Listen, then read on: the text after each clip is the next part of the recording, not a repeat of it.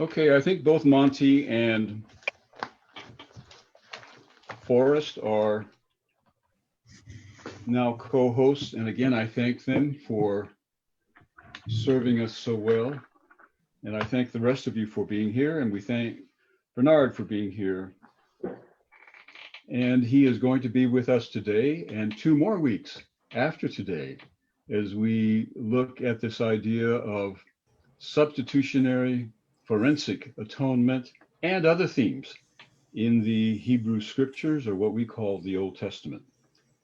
So, you know this passage very well.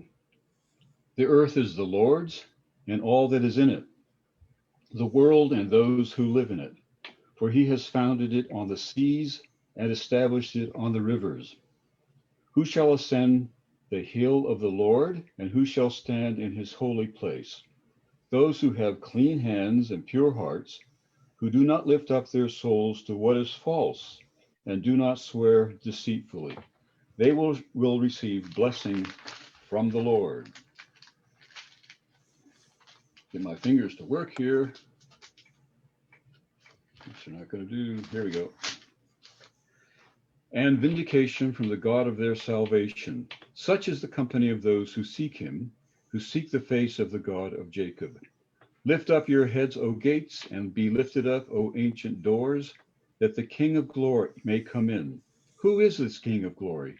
The Lord, strong and mighty, the Lord mighty in battle.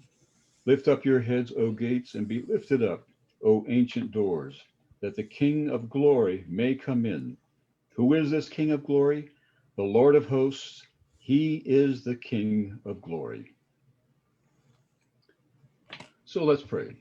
Dear God, once again, we come together on a very momentous weekend,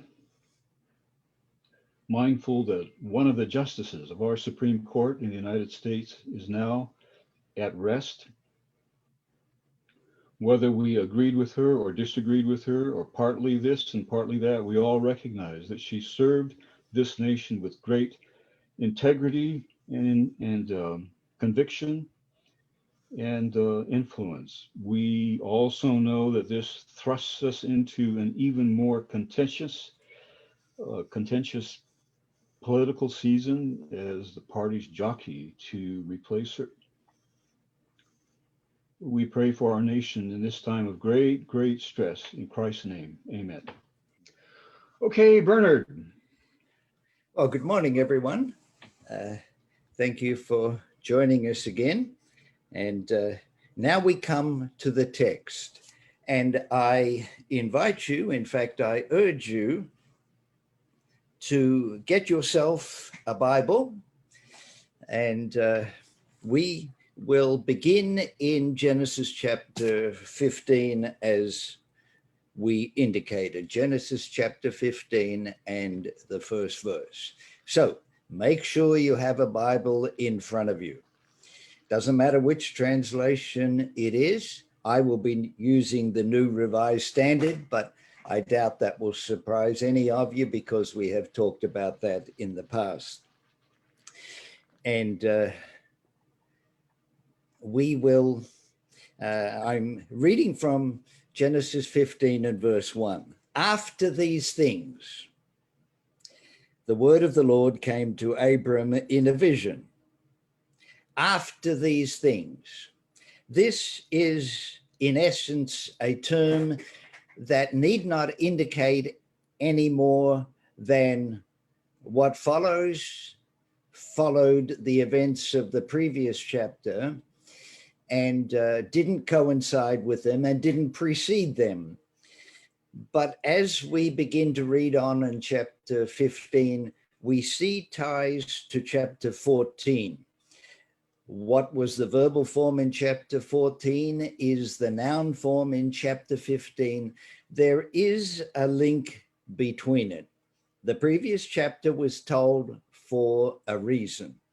Now, we don't very often turn to chapter 14, and the most famous character in that chapter, given that these chapters are already about Abraham, is that the name Melchizedek, Melchizedek in the Hebrew, king of righteousness.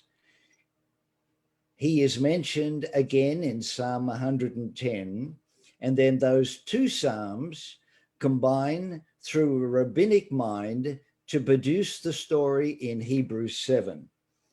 We will not pursue that at this time, but it's useful to read, and maybe we can find some other time to do it, because it shows how closely the rabbis read the text, and everything that is in Hebrews 7 is in one or other or both of those chapters when you filter it through their understanding at the time of Torah and the completeness of it. So for us to be able to read chapter 15, we need a summary of chapter 14. We won't read it all. There's a lot of names here. There were 14 kings, and they came in revolt against, just a second.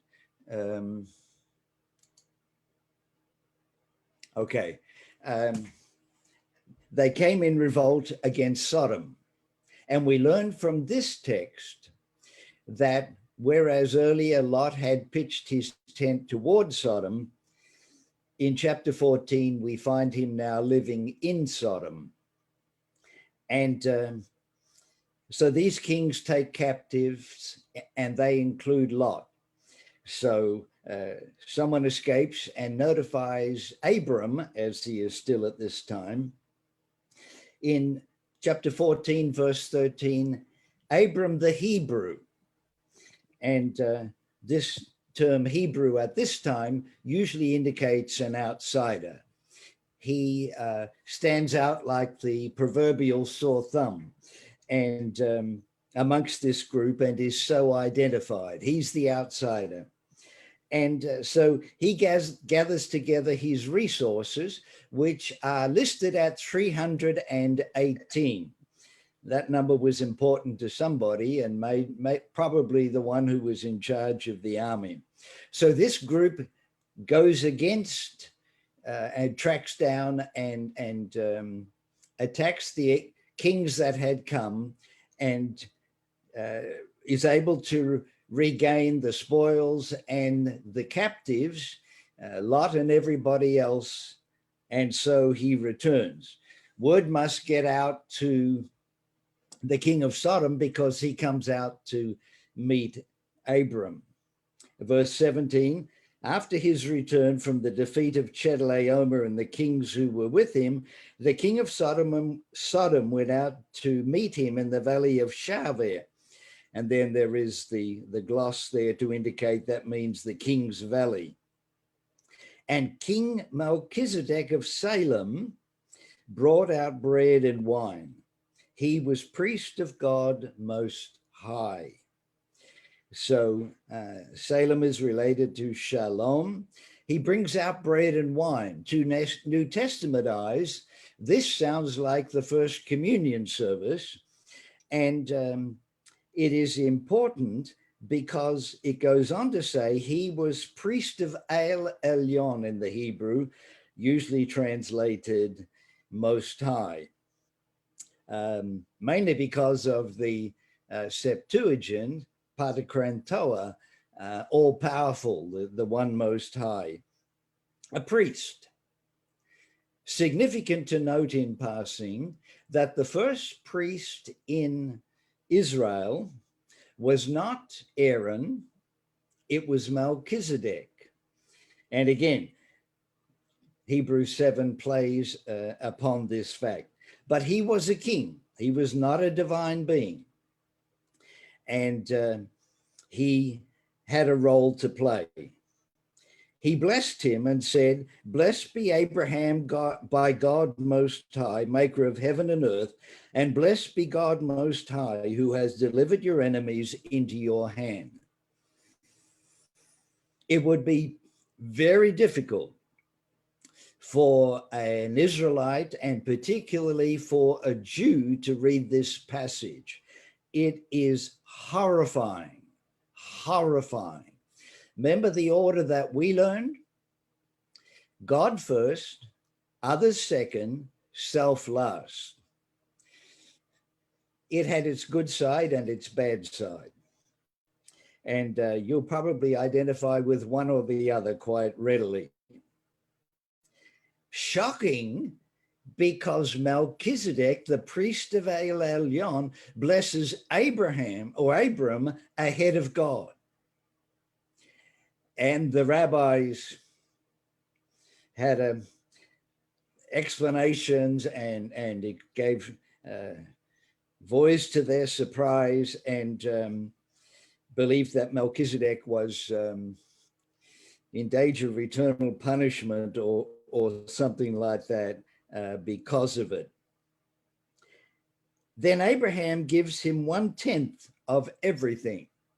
Now, you may not know that the word tithe is not some sacred term or anything, but back in early English simply meant 1/10. There was a name for it. They called it tithe, we call it tax. Well, it'd be nice if it was only 1/10, but that is the first mention of this word in our Bibles, English Bible, the Hebrew Bible, but it comes filtered through the time of the translation of the King James, and maybe earlier too. I didn't think to check that in my preparation. Then the king of Sodom said to Abram, "Give me the persons, but take the goods for yourself." Very kindly, generously gives up what is no longer his. The spoils of war belong to the captor. However, Abram has a different answer. But Abram said to the king of Sodom, "I have sworn to the Lord God Most High, Yahweh God Most High, maker of heaven and earth, that I would not take a thread or a sandal thong or anything that is yours, so that you might not say, I have made Abram rich." Here is a glimpse into the heart of Abraham, not just the mind, though strictly speaking, they are the same thing.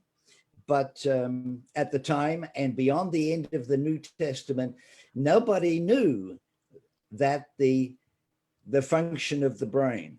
If there had been a dial on the forehead and you could see somebody thinking, then you might have recognized it, but nobody made that connection during that period of time. We talk about the head and the heart. They're both the same thing, but they convey important aspects by separating, that is, the intellectual and the emotional. And here is the fullness of Abraham. To the extent that he gave it a thought, and I suspect that he had predetermined this as a principle, the more he was blessed by God, the more he was determined not to contaminate that with anything that might call God into question. I would take nothing but what the young men have eaten and the share of the men who went with me. Aner, Eshcol, and Mamre, and they were mentioned earlier in chapter 13. I didn't read it, but these were those who were allied with Abraham or Abram and gave him support. Let them take their share. Then chapter 15, and of course in the original text, there were no chapter divisions, there were no verse divisions, and in fact, there was no separation between words. So it just followed on, hence the after these things. After these things, the word of the Lord came to Abraham in a vision.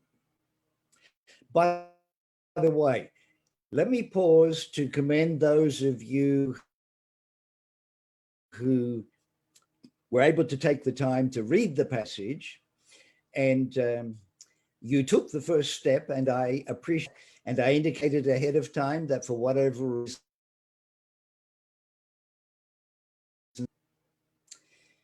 Interesting that I get an unstable connection only on Sabbath mornings when I'm on Zoom here with you on my system. So now the word of the Lord came to Abraham when? In a vision. In the Hebrew Bible, mostly, overwhelmingly, it is in dreams. And I don't know, because twice in the Pentateuch, both in the book of Numbers, and it's only a few times, maybe one other, in the rest of the Hebrew Bible. This is an unusual experience. And I suspect that what is being represented here is that what follows is of an entirely different nature, because for the first time, there is a dialogue between God and Abraham. Put in a different way, for the first time, Abram exercises his option to respond to God. Previously, Abram respectfully listened to God, but didn't say anything. And God says to him, Al Tirah. I mentioned the Hebrew because it's an important expression. Don't be afraid. And when you think of an encounter with God, it is a reassurance. It's a reassurance to hear God saying to Abraham, as he says to all of us, Al Tirah, don't pray.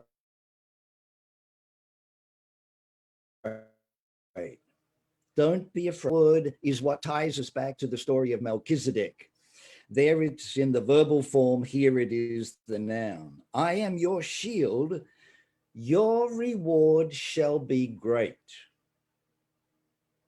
Now, if you're looking for things, that's a pretty good indication from God. Stay the course and you'll have more than you know what to do with.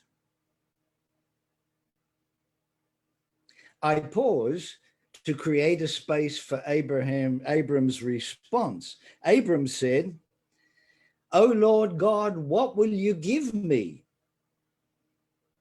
For I continue childless, and the heir of my house is Eliezer of Damascus. Wow.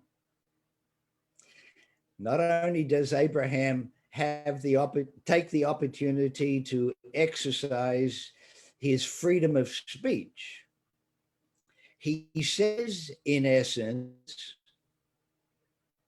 big deal. So what if I have everything in the world and have no heir? What's that? You don't buy me off with riches. I'm beyond that. I'm more than rich. I have more than enough. I'm protecting your interests, not mine, by refusing the spoils of war that I am entitled to. You promised the son. I'm old. I have no son. And you may not know that I'm moving ahead. I'm going to make Eliezer of Damascus. Who is this? This is the only time this expression is used in the story of Abraham and in the whole of the Old Testament. But his servant, we know about, and the laws of the time enabled somebody not born to the family to be included and to be able to become heir, so long as he behaved as a son, took care of them in their old age, buried them with respect, and all that was expected at a time like that. And Abraham said, continuing, the Eliezer of Damascus, the note in the New Revised says, Hebrew uncertain. Verse 4, but the word of the Lord came to him, this man shall not be your heir. No one but your very own issue shall be your heir. And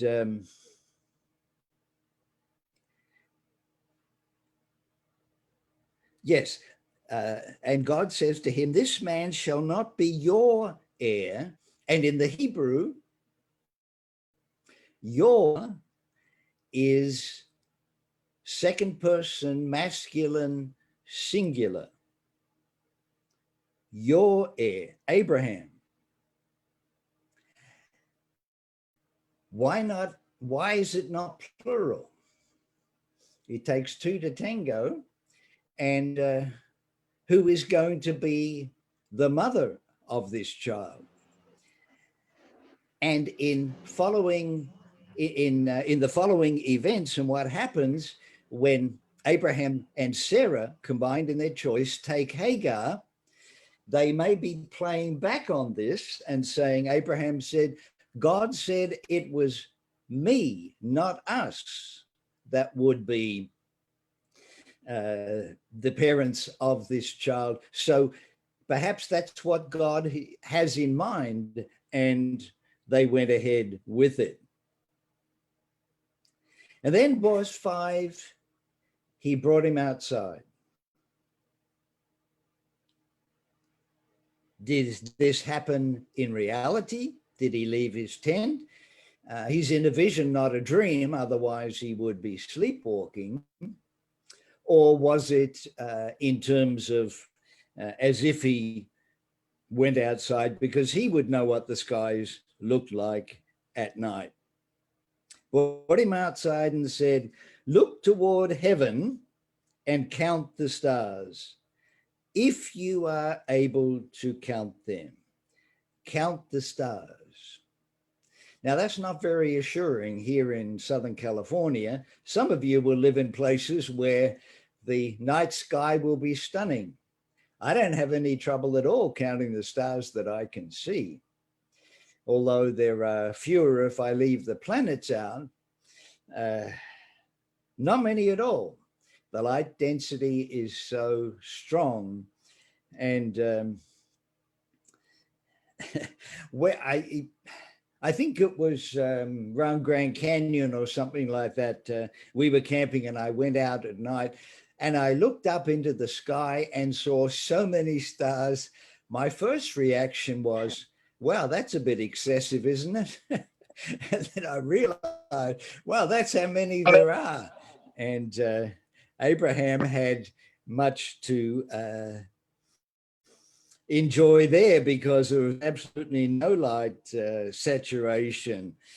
And he obviously wouldn't even begin to try. And of course, now that we have video cameras much more sensitive than the naked eye, or even with telescopes, it's just overwhelming how many of them there are. If you are able to count them, this is an overwhelming experience. Abraham has, let me stay with Abraham. We know it's Abram. Abraham has just indicated that he is ahead of God. He's not, obviously God is not going through with that. He's past the point of no return. And I remember in Christianity Today, long ago, there was a cartoon. I don't know whether they still have them. I haven't seen Christianity Today in a long time. I think it still exists, but they had very apt cartoons. And here is a woman who is shopping. And the caption underneath said, "You're what? And how old are you?" It put it so succinctly, and it brought it to life. And God says, That's still where I'm at. That's still where I'm at. And it's not just the sands on the seashore, it's the stars in the heaven. Then he said to him, so shall your descendants be. And it all begins with one son. That's all it takes, but it still hasn't happened. And that's the background. That's the background of verse 6. And he believed the Lord, and the Lord reckoned it to him as righteousness. Now, the problem is, the reality is that the Hebrew text does not say that. The Hebrew text says, whoa, my iPhone. The Hebrew text says that Abraham believed God and he counted it to him for righteousness. Now, before we go any further, let's pause and note some interesting things here. Look at all that. I got everything except the Hebrew text. In the Hebrew Bible, the front is in the back. And you start from our back and work to the front. Yeah, here we go. So we have three words, three key words. We have believed and reckoning and righteousness. 1, 2, 3, 4, 5. Oh, yes. 5 words in the Hebrew. Only 5 words because by means of suffixes on verbs, you can add the direct object or indirect object either way. Believed, reckoned, and righteousness. Who knew where these words would be taken? Here they are in the story. The first time in the Hebrew Bible, these words are mentioned, but by no means in the Old Testament. And add the New Testament scenario and the Reformation and all that has followed from that. Let me tell you a story. I came to the United States with a long time interest in the legal model. I didn't grow up with it. It was taught when I was at college in the 60s, and even more particularly in the 70s. And in fact, in the 70s, early 70s, I found language in use amongst Avondale graduates that were not taught when I was there. And I had to work out what this was about. And as time went on, I began to wonder, where did this model come from? Because this is the model where we have a law, where we have God required to do certain things, to provide a sacrifice, to make atonement for the sins of everybody, and Jesus making the atonement. He was God, and so infinite sacrifice, and that then this was at first reckoned to the new convert. In fact, a quotation I learned at Avondale from A.T. Pearson, the believer counts God able to make him alive with his own life and holy with his own holiness. God in turn counts him, the sinner, now dead in sin, to be dead to sin and alive to God. God counts him as righteous and then proceeds to make him what at first he only reckons him to be. You hear any relationship between that and Genesis 15:6? There are those words.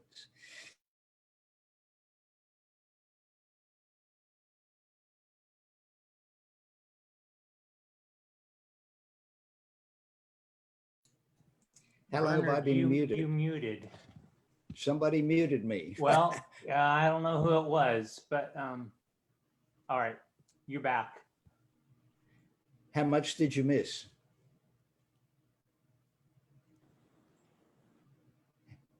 How much did you miss? Just a few seconds. Only a Probably second. nothing. Yeah. Did you hear all of the quote? I was reading from the card. Better give it to us again. Yeah. Okay, good. Thank you. Better give us the quote again. So, yes, I'm about to do so. Thank you very much. So, and let me just, a note about the quote. I memorized this when I was at college and had it down pretty well, but I wasn't certain. So then I thought, you know, I ought to put this in Google. And what do you know? Up it came. I put in keywords. Here's the exact quote of A.T. Pierson. And Lessons in the School of Prayer, published in 1895. So we were reading current material at Avondale in those days. And so the quote is, the believer counts God able to make him alive with his own life and holy with his own holiness. God in turn counts the sinner now dead in sin to be dead to sin and alive to God, counts him as righteous, and then proceeds to make him what at first he reckons him to be. Proceeds to make him what he at first only reckons him to be.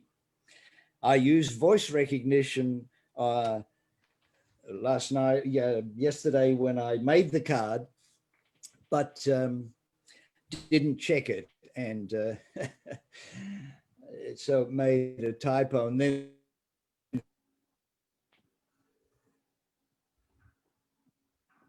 to hear those words: reckon, believe, count.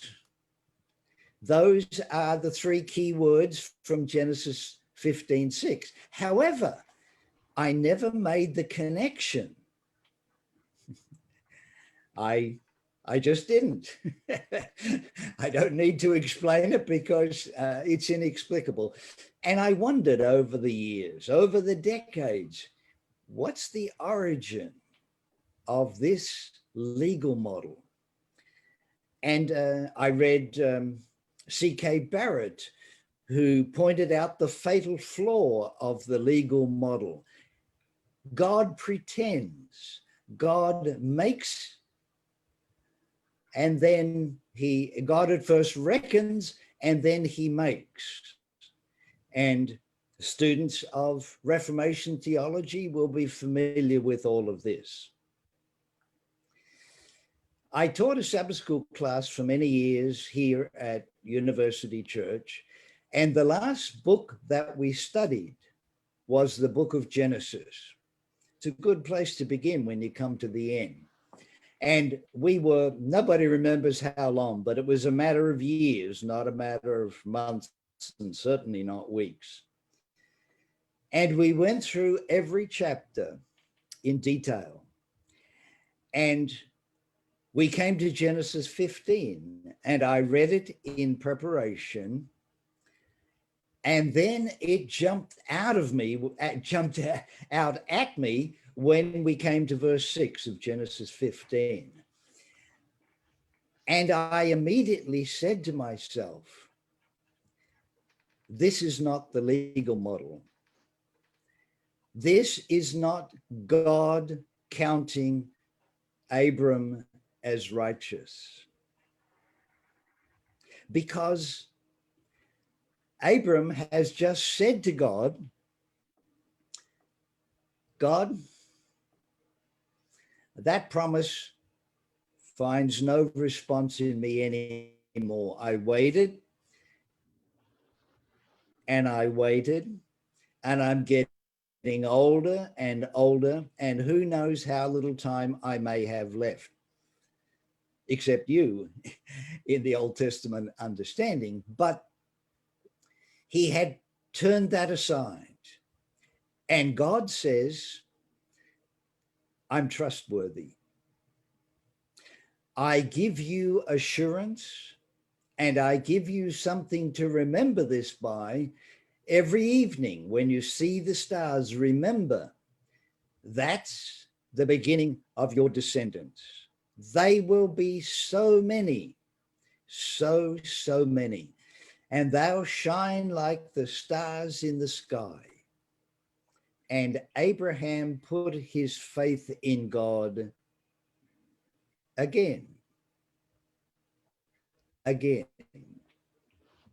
Doesn't say that, but Abraham signs on again, as it were, and says, I believe you.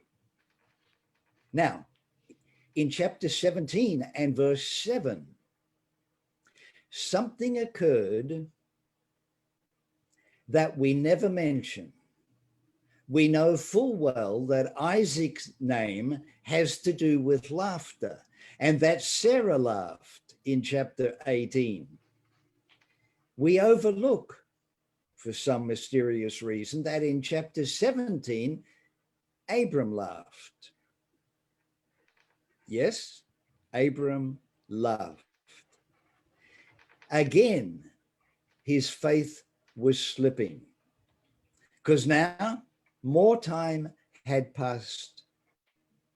So in Genesis 15, it says, and Abraham believed God, 5 words in the Hebrew, and no, let me take another look. Oops, I am correct. Five words in the whole verse. Abraham believed God, and he regarded God. He accepted God as, no, let me stay with the Hebrew. He believed in God. Abraham is not mentioned, but Abraham is the preceding character. And he believed God. God is the direct object, so Abraham has to be the subject. And he reckoned it to him for righteousness. 2 pronouns in a row. He believed him. No, sorry. The first part, Abraham believed God. He believed Yahweh. And he reckoned it to him for righteousness. He reckoned it to him. Now, you know full well that your translations say God. God reckoned it to him. But it's just a pronoun built into the verb. The verb in Hebrew distinguishes the subject, whether masculine or feminine, and that's the only 2 genders in Hebrew, like in French and other Romance languages, but not Latin or Greek. And here is an ambiguous statement. Now, for reasons that we will study closely next week, there is a reason behind this. But for now, we're staying with the Hebrew, and he reckoned it to him for righteousness. Now, if you're not familiar, it's good to keep in mind that in the Hebrew Bible and in the Greek Bible, two different languages, one Semitic, one Indo-European, the word for righteousness and the word for justice are the same. Sorry, I have unintentionally misled you. The Hebrew and its word means justice and righteousness. In the Greek, it's a different word, but it also means justice and righteousness, and context decides what it is. But when you read, for instance, the prophets, the cry is for justice. You cannot have righteousness without justice. They are two aspects of the same whole. You can't separate out justice and claim righteousness. You have justice and you understand it clearly. You recognize that that is at the core of God, that those two combine, justice and righteousness. In Micah, let justice roll down like a wadi, the seasonal stream. Let it pour down like when we first came to Loma here, we saw the first torrential downpour, and where we were living was on a corner. Those of you know, here we're down on Hinckley, and the water came pouring down the hill and around the corner. This was long before the Christmas overflow, the 100-year rain that we had a few years ago, maybe probably a decade or so ago now. That's the key. The way to righteousness is justice, and there is no separation of the two.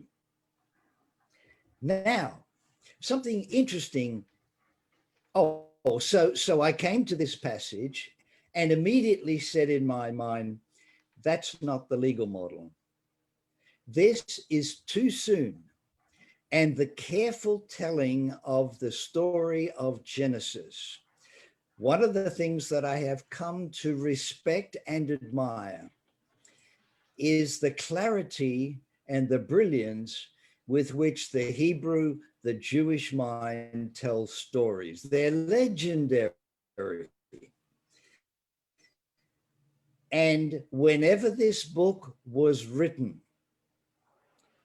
it doesn't matter, except it will in a moment, it doesn't matter, because the narrator, the one that the author creates to tell the story, somebody is recounting the story, and the narrator keeps the details clear.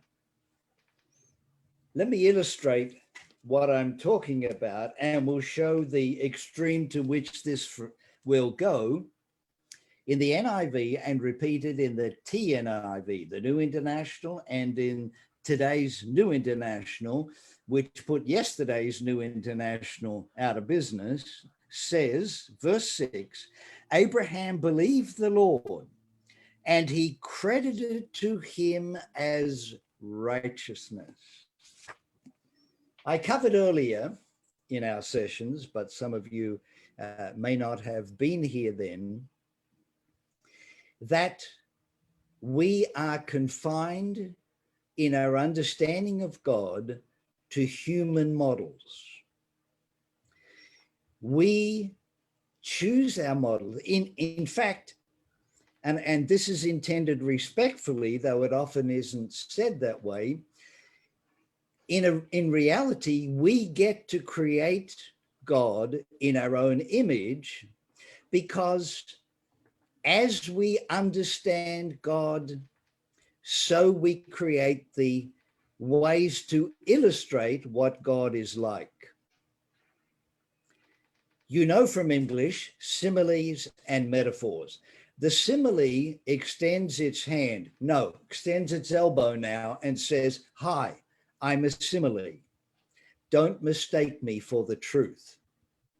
Let me help you understand by comparing me to what I believe the truth is like. That's a simile. The kingdom of heaven is like.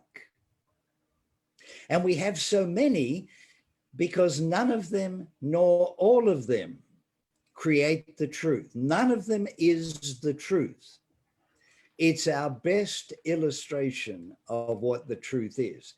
The metaphor comes along and says, hi, I'm a metaphor. Let me tell you what the truth is. But it's just a simile parading as the reality. And the metaphors need to be unmasked. We need to see the face and realize it still is a simile. It's not the truth. None of them is the truth. All of them combined are still not the truth. And if you will allow, an infinite amount of finite is still finite.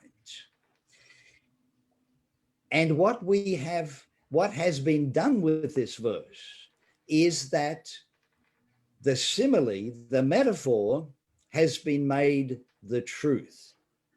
And we have created a world where our understanding is influenced by this. Let me just pause to mention, in case some of you need to go at the end of the hour, Danelle, my daughter, and I, and her husband, Flint, have put together a website, as I mentioned earlier. We had thought it would be ready earlier in the week, but it is ready. Let me give you the URL, Universal Resource Locator, www, or 6 V's. We talk about W, but it's 6 V's. www.Bernard, A for Apple, which it ain't, Bernard A. Taylor, Bernard Elwin Taylor, spelt with the first letter of the alphabet, www.bernard.taylor.com. That's it. And there you will find some papers that I have put up for you to read. And I indicate the third one is the one to read first. I think they were probably put in alphabetical order, but you're welcome to read them all. And this will lead you further into that. But the first one to read preferably is the last one, and it will bring you to precisely the point where we are this morning.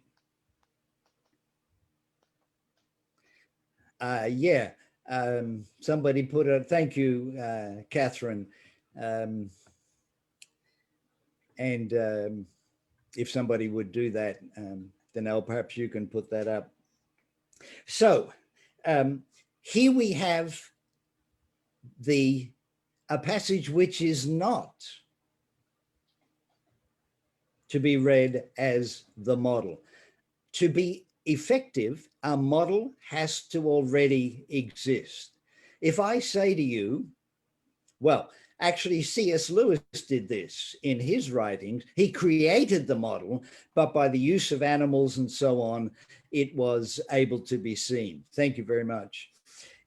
You can see that keywords were used, and those of you who are New Testament scholars will recognize that in the writings of Paul, he used language that in the later Gnostic understanding were key terms.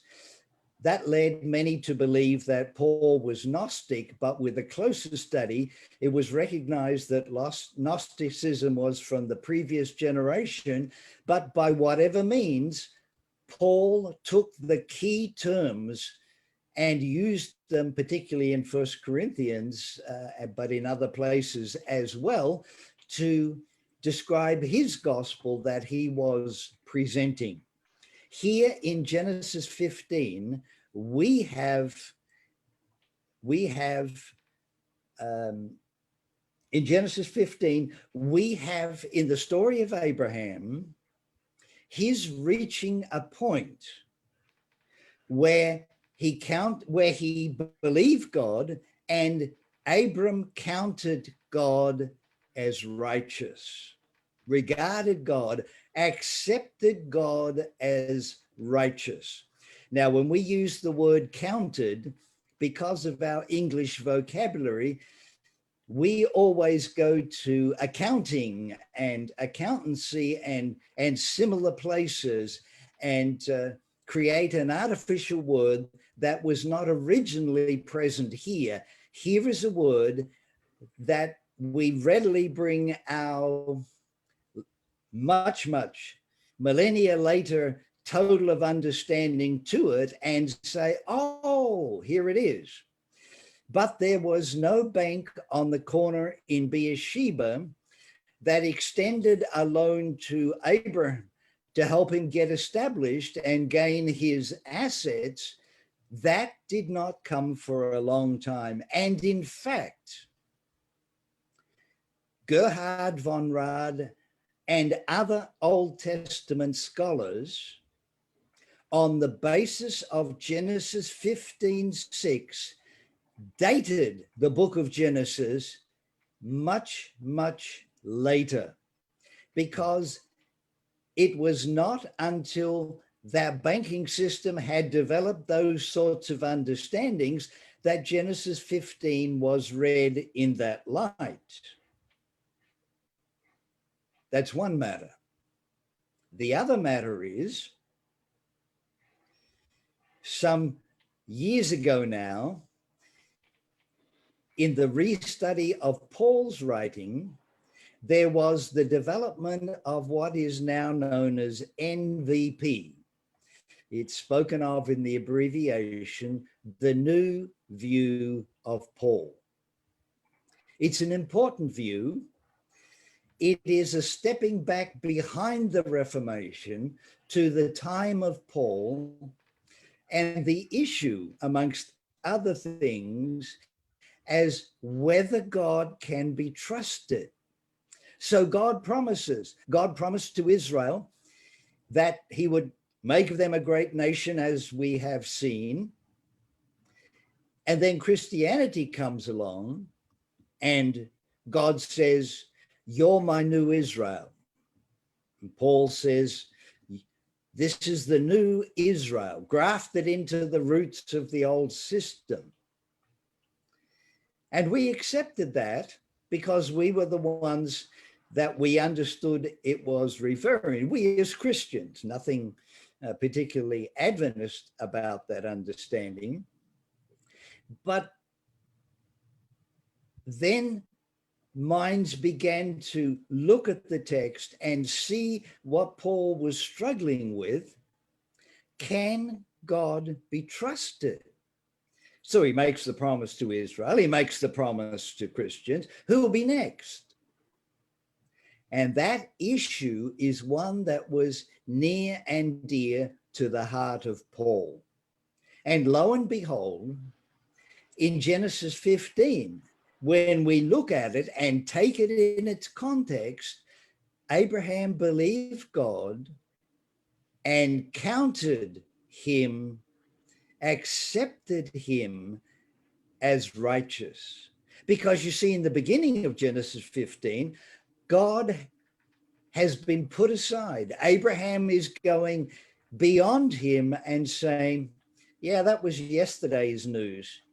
You may be interested to know, in the Hebrew Bible, the dim and distant past is the day before yesterday. 3 days. And that's ancient history. It was interesting when I was translating from Samuel into in Greek into English, and to see this strange expression, which would have been hilarious to the native Greek reader to see it, and so on. So, what am I saying? I am saying that Genesis 15:6 is not the basis, does not give expression to what came to be the legal model. And this is vitally important because for much of Christianity today, the legal model has been made the truth. In fact, in the 1970s, there was a conference held just down the road from here or up the road, north of here, northwest, at Palmdale, the Palmdale Conference. Met and decided, and this was a conference between Australian representatives and North American General Conference and others who were there, decided that justification alone was the gospel. The model was made the truth. We should have known. None of it is the truth. And we have operated on the basis of that. And it became, over time, enormously overloaded. As questions arose, we made up answers. We, as the Christian church, and especially the conservative Christian church, that it might be understood in that light. As you have learned, this is now the first of 3 sessions. And I have to laugh when I thought that I would be able to convey to you the fullness of what will now be the 3 weeks in one session. And I appreciate Dave making the time available. This is the beginning. We haven't begun to answer, and we won't address it in question time. So how did it come about? But we will next week. So if you have to miss a session now that we've finished the first one, this is the one to miss. Don't miss the next 2. Over to you, Dave, and let's take our break and then come with your questions. Okay. And some I will postpone, and I hope you'll respect that. Okay, let's take 10 or so minutes. And when we come back, let's begin by clearly summarizing what we've just heard, keeping in mind that we've been told that if we have to miss any of the 3, the one we haven't missed is the one we should miss. So that's a little bit of a conundrum. But what is the legal model? Why have some found it so important? Why should we object to it? And what does it mean when it says God reckoned it for righteousness to Abraham? Is that what Martin Luther would call alien righteousness? Something from outside wholly onto Abram? Bernard is saying, no. That's not how we should understand it. But we need to be very clear about what the disease is before we start trying to heal it. Okay, so let's take 10 or 12 minutes, and then we'll start in with the discussion again. Thank you, Bernard. Thank you very much. Thank you, Bronwyn, for providing the music. That was good. I think it's time for us to begin again. Does that make, Donna says that makes Sabbath a little more Sabbathy, that music does. Oh, okay, is this a good time to start for us? I'd like to say a word or two. Please go ahead. Okay. We have been blessed by a very courteous person who has addressed some very contentious issues in a most diplomatic fashion. And for that, we are in great debt.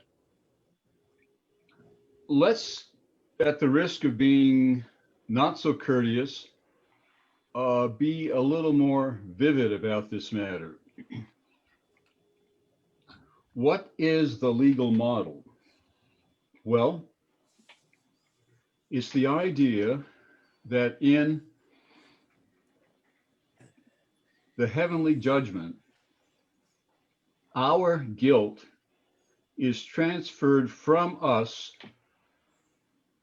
to another person who is punished for us. Now, as Bernard has said, some people have made this the only way to understand how God relates to us. Others have said it's the most prominent way to understand how God relates to us. I agree with Bernard when he says that no one way of understanding this is adequate and no combination of them is adequate. But let me just pause with this legal model and talk about both sides of the coin here. On the one hand, for many people, it is deeply offensive.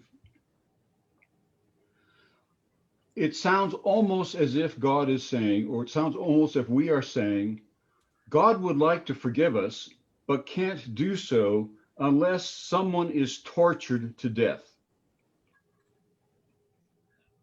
Now that's pretty rough, and people rightly recoil from such a view of God.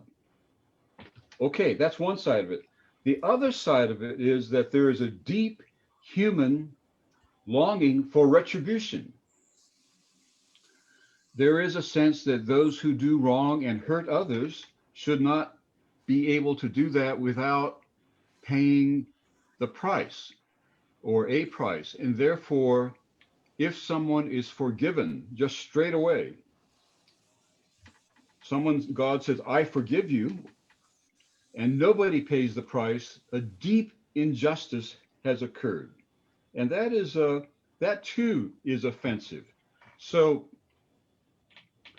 the legal model is one way of handling our almost existential need for some sort of retribution by transferring it from one individual to another. Let me try just a little different analogy. Suppose we think of salvation as me being bankrupt and God writing a check to cover my bills. In a way, that's substitutionary, but it doesn't have the connotation of torturing and killing somebody. And so therefore that metaphor is perhaps easier. So we have this particular issue of how God relates to us. Now, back off from that, and Bernard has raised another big issue, and that is, how are we to understand religious language? Now, typically people have said religious language is either univocal, that is, a word means to what it refers exactly, or they have said it's equivocal. There's hardly any rational connection between our words and the way things actually are, or they have said it's not univocal or equivocal, but analogical.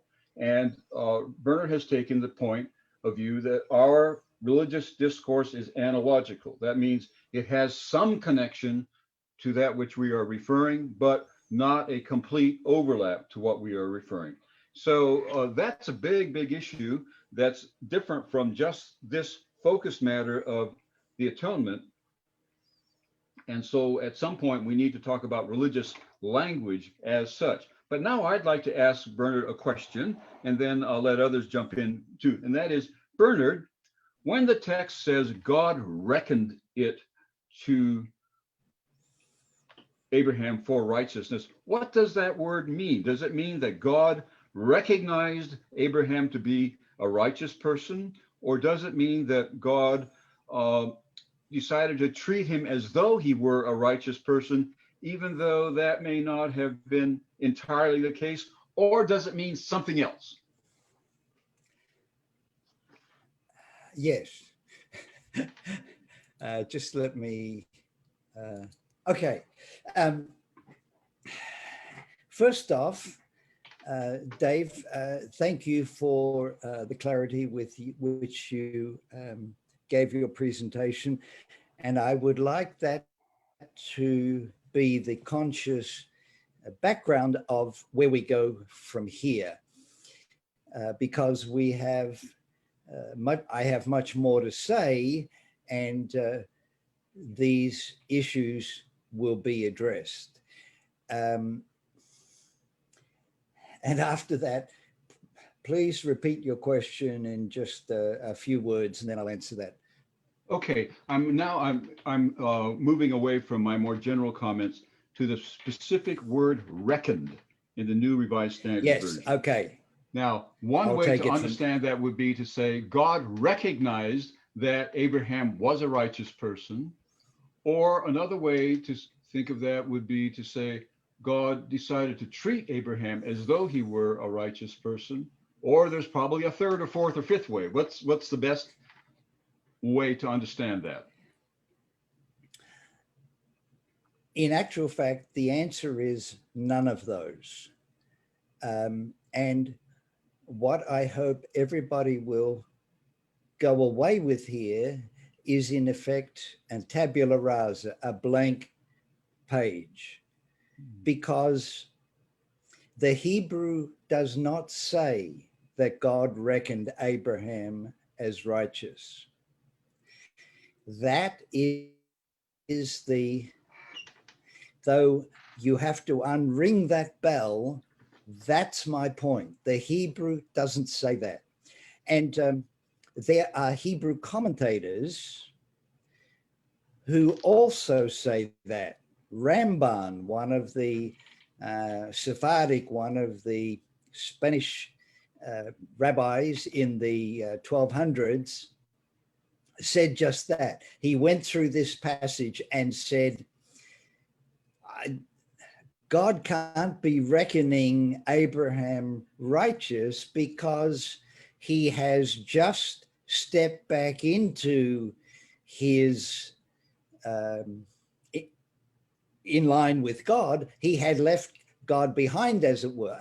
Speaking metaphorically, he had left God behind when the promise of his son hadn't been fulfilled, and he was feeling frail, and you're only as old as you feel, and had begun to make the necessary steps, which if he failed to do would be a major failure on his part. So he's planning for the future, long term, and God's plan comforted him for a while. He's no longer hearing that. If Abraham simply says that he trusts God now, he re-trusts God, why doesn't God accept what everybody else has done, and at the moment of acceptance step in and say, okay, I reckon you as righteous. From here on, you're righteous. I know you're not, but I reckon you as righteous. This is not what the text says. There are the pronouns he reckoned him. The he is Abraham. It has to be in the context. But because we stumble upon this verse, as it were, loaded with extra meaning for those words, which to us are the most important words in the religious vocabulary, believed and reckoned and righteous, that's where the Reformation came from. That's what it was based on. But when you go back, it simply isn't there. So that's what we need to go away from here with this morning, or even if you don't go away with it, create the space. I taught an Asian student at last year, teaching Greek to her, and she had less than a year, I think, previously learned English. And now she's learning Greek and learning English as the language by which she understands it. And there was a particular concept which had been present for centuries, millennia, at least a millennium, no, at least 500 years, at least half a millennium, and possibly longer than that. So I asked her, how did she deal with it? Oh, she said, I created a space. And that was exactly the right answer. Though ahead of her answer, I hadn't known it. And that's how she was able to cope with it, created the space, would deal with it as time passed, place more information in there as it became available. I hope each of you can create the space that will enable you to recognize that at least the teacher told us that in the Hebrew, the word God is supplied, and next week I will tell you where it came from. So just for 7 days, carry that idea, and then you'll be able to go from there. And recognize, and if you can, read the papers. And I crave for you your indulgence. These papers were not written for this class, and I regret that, but they were written to be understood. And you may remember back in the interview in the first week, I said that I determined that what I didn't know would not keep me from learning what I could. What I wasn't able to do didn't keep me from doing what I was able to do. And that you will find perhaps with the papers. Some will wonder what I'm talking about. Others will struggle. Keep reading. And as a professor said to me, and it was an important lesson, he said, you might be wondering how many times you need to read this through. And he said, as many times as it takes to understand. But I'm not going to lay that responsibility on you, but work through it. Even if you don't understand it, it'll create a space. And one more thing, we speak English. English is a language of law and administration. Instinctively, we are hardwired. If there are a range of options, we'll choose the one that has to do with law and make it fit to the model that we were born into. Okay, let me see if I understand you correctly by summarizing what I think I've heard, and then we'll move on. And that is, I think you have said the lesson today is that this text does not mean what we often think it means. Now, the lesson today is not what it does mean. The lesson today is what it doesn't mean. In subsequent weeks, we will work on what it does mean. Do I have that correctly? Yes, exactly. And okay, thank you, Forrest.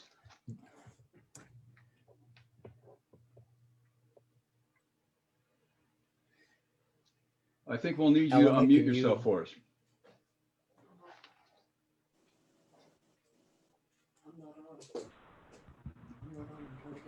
Yeah, Ben. Forrest, could you unmute yourself?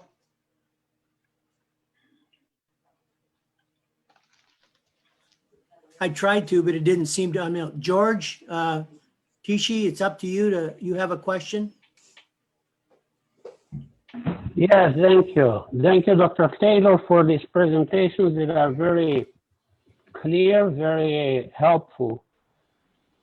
A quick comment, just the more we learn about translations and the difficulties and problems involved in that and the errors and mistakes, the more I'm concerned about it, because with so many problems in translation, what should be our basic beliefs that we could for sure consider as safe path to salvation? In other words, how do we filter the translation problem when we are actually building up doctrine? That's my question. Turn your computer off? Yeah. Once.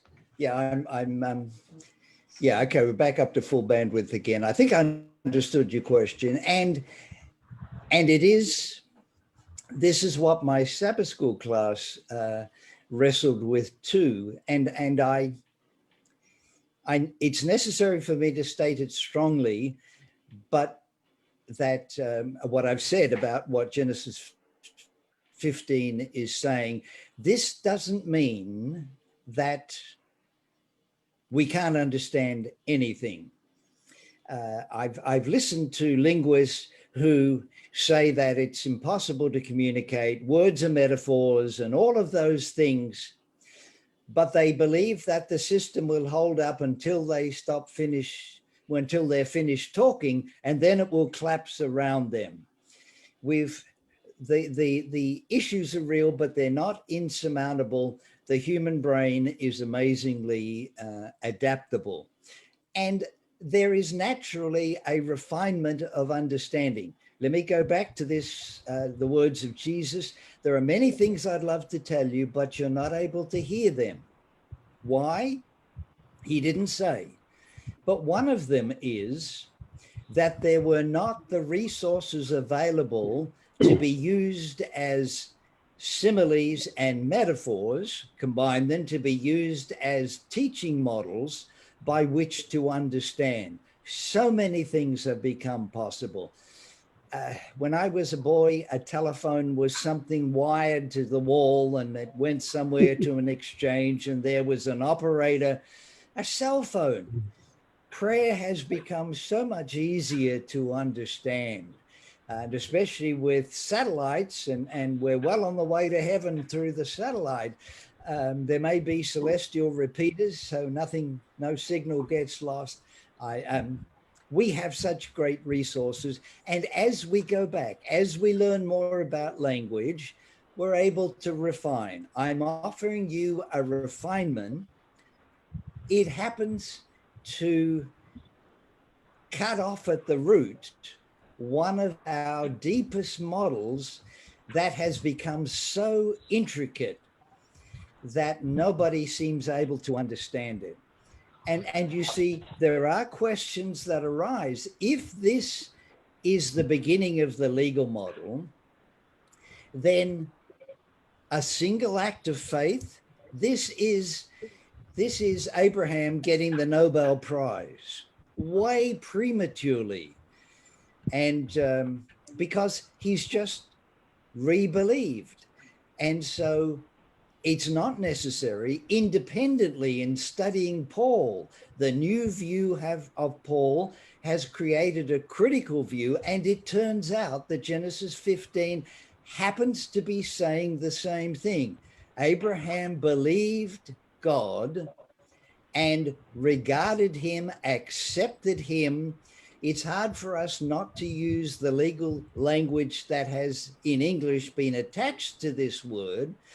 There's not any accountancy yet. There's no reckoning, but we have not an independent choice of words to use to translate the word count, regard.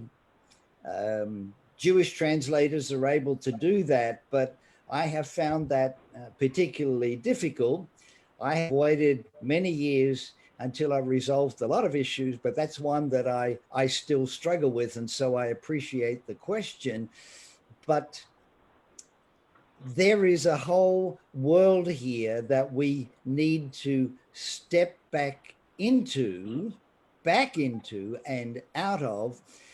And, but the act of translation has been described as the ultimate hubris, the ultimate act of pride, the ultimate act of pride, to believe that one can do that. There are difficulties, and we will go back to the first translation, next week and see what that has to say, and it will greatly help us in our understanding.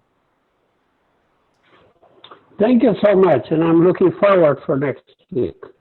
Happy Sabbath. Okay, we have Thank you. Monty. Monty, you're up. All right. Bernard, I may be asking the wrong question or be off, but I want some clarification, because you might be saying one of two things, or it might be something completely different. But there in chapter 15, verse 6, and I'm in the New International Version. It says, he credited it to him.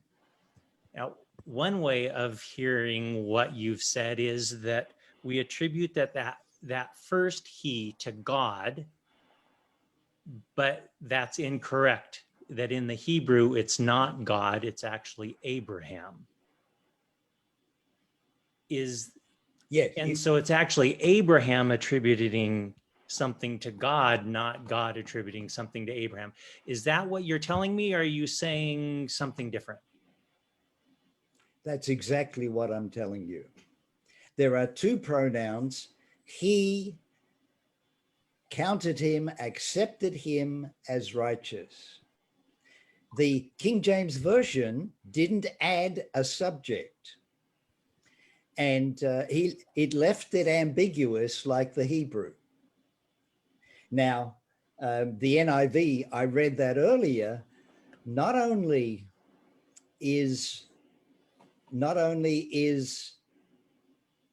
the subject supplied, but it's put in Reformation terms. He credited it to him. That's way and beyond. That's putting your conclusion in your major subject, in your major premise. That's a no-no in logic. But of course, nobody knows that. And so when you go back then, so what Luther uncovered in the Reformation is what God did to Abraham in Genesis 15. No, Abraham had no ability, no concept, no resources to enable him to understand it that way. Because, and again, that's why Old Testament scholars date Genesis so late. This is the verse that demands that Genesis be dated late, because that's when it becomes possible to understand the text that way. And what's being implied is that the narrator slipped up here, was writing it late, wrote it in his circumstances, in his time, not Abraham's time. And the new view of Paul has given us parameters from Paul in the New Testament that enable us to recognize that Abraham accepted God as righteous. He signed back on. Now, you come to the next verse, and immediately after, he asks for a sign because he doesn't believe. And to split it like that and said, okay, he was right on one point, but he was wrong on the next point, doesn't help anybody. It's time to look at the text. And remember, I told you in the interview, the biggest problem for me was learning to know what the text said. It was only then that one could understand it, and the ambiguity has been there all along. Now, why do Jewish commentators generally accept it the same way? Because they have their own theology based on this. It's called Zakut Avot, the merit of the fathers. They came to believe that Abraham and Isaac and Jacob were so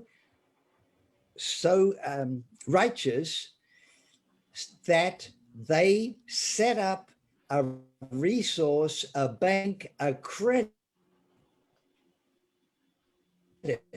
and they translate credit, and God counted it to him as credit. And so Nahum Sana and the Jewish Publication Society commentary on it's less likely. Why is it less likely? Because they have an interpretation that is near and dear to them, and they hold on to that, which keeps them from accepting the text as it reads in the Hebrew. So what we've done is we've really pounded a square peg into a round hole here because it supports what we want, and it's hard for us to pull it out. And you're saying both the Jews and the Christians have done that. Yes, yes. And to put that another way, because our language is steeped in law, that's water runs downhill because that's its nature, and it has an impetus from gravity. But our language puts us in this way. And when I have presented this in class to students, when we're finished, they began to ask their questions. What about? What about? And then some of them say, oh, that's a legal question. That now doesn't apply. I need to think of it in different terms. And we will do more of that as we go on. I hope that I can finish this because it would essentially leave you high and dry. You have an idea at the moment to be open to. You don't even know where it came from and how it got started. You will next week. And I want to stay clear of that, but I appreciate your asking of that question, Monty.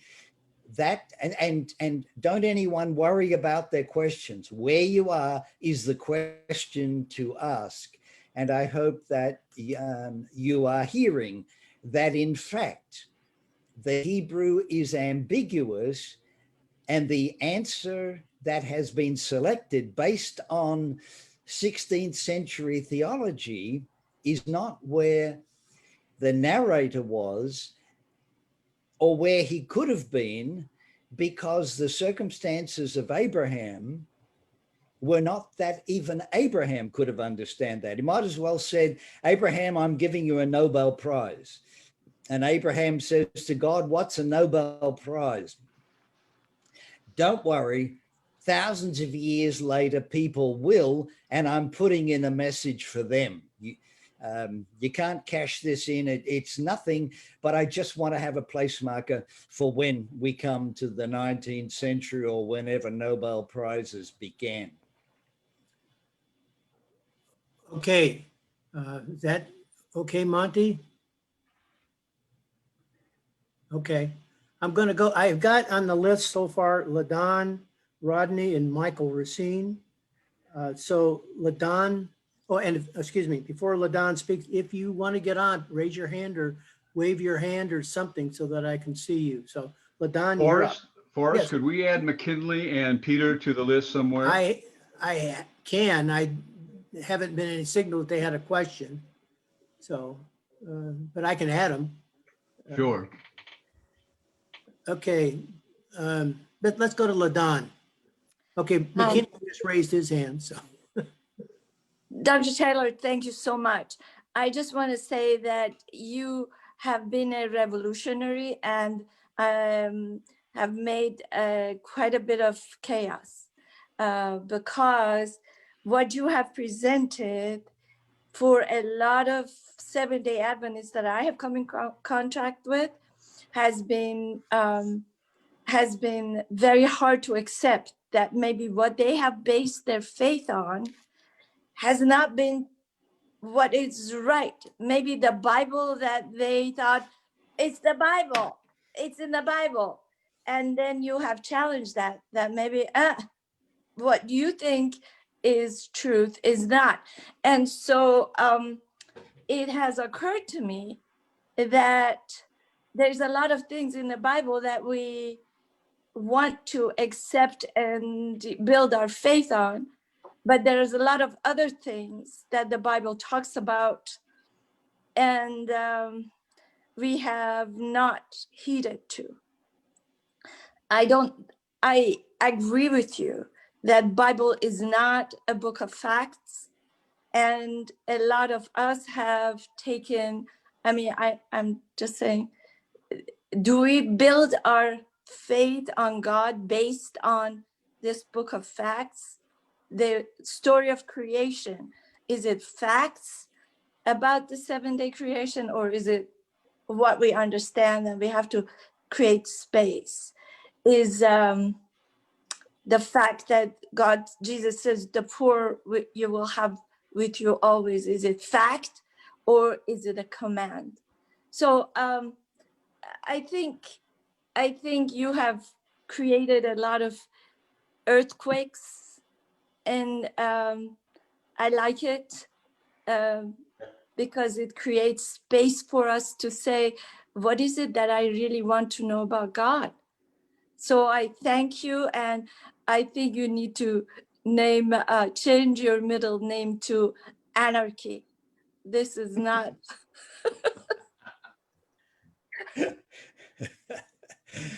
Thank you, Ladon. This is perhaps, you have created space to say something that I hope it will be helpful to say. The Bible clearly is the product of its time. It's not the product of our time. What I don't like is putting our time on our understanding on their lips. I don't think it helps.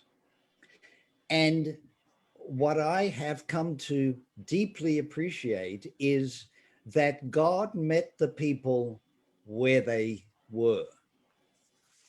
And God will meet us where we are, except we have lost the ability to make our own analogies based on our circumstances and the better understanding we have. You know, there's a whole world of understanding open, available in computing and in a whole lot of areas that we have not done. Early on in computing, somebody put up a set of parables that were from graduate school, and working through there and things that happen. Somebody showed error in the data, and I still have a copy. Some people say that nothing ever gets lost on the internet. I've never been able to find it again to give credit to who created it, and I regret not having saved that at the time. But I still have that and find it useful. So again, models are intended to arise from the present and be understood in the present. And when we spend so much time studying the parables of Jesus, some of which we really don't understand, it has missed the point. Those were told because they were readily understood. And if preachers today would draw the analogies from the present, then wherever members went, they would see analogies to God. What I'm objecting to is the taking of Reformation theology back to Genesis 15, simply because the words that we took in a particular generation, Luther was an attorney. Latin was the language of the ecclesiastical church. And when Latin is your language, you find law wherever you go, and you expect it and you demand it. But that's not where the Greek language is. And it was when Luther got behind these languages to Hebrew that he found a whole different world that was available there. We still speak of them using the language of Greek and Latin. We haven't moved beyond that. So, Dr. Taylor, I just wanted to say that the young people are hungering and thirsting for understanding of how God is benevolent. And I think you have brought something very fresh to understanding the Bible that has been ossified for us. I think we need a fresh and present understanding of what do Christians need to do with God. It is not clear from the old understanding. It is not helpful. It's not salvific for our young people to live in this environment. What I think will help all of you in this situation where you signed on, and now after 6 weeks, I present something like this. If you look back, I've been preparing for this by the things that I have said. But models are optional. And any religious system that makes a model the truth is headed in a dangerous direction, especially when it demands death and killing and all sorts of preconditions before we can even begin to hear what's being said. And then it leaves us uncertain whether we have arrived. The clearest model that I have is 3 words: God is love. And a loving God, which is how he characterizes himself, doesn't need to meet any requirements, and he simply loves unconditionally. We find that unnerving to accept, but when we do, it's not a matter and a record of sins. That's the legal system. You have to clear all this away, and there's all this trash that has to be burned, and all of this provisions that have to be made for God to have a resource to be able to forgive. God gets lost in it, and we don't even come close to him. This affects all of our lives, and it affects us all the time. And there is this dark cloud. The last 2 weeks have been the hardest for Eleanor and me in the entire quarantine, because we have been confined indoors all the time because of the air quality. Previously, we went running and took the precautions, and we're still here. But to be shut away in this was a heavy burden to carry. And it was the pollution above, the equivalent is the presence of the sins that we were inhaled and couldn't do anything about, and reckoning, but counting us as righteous.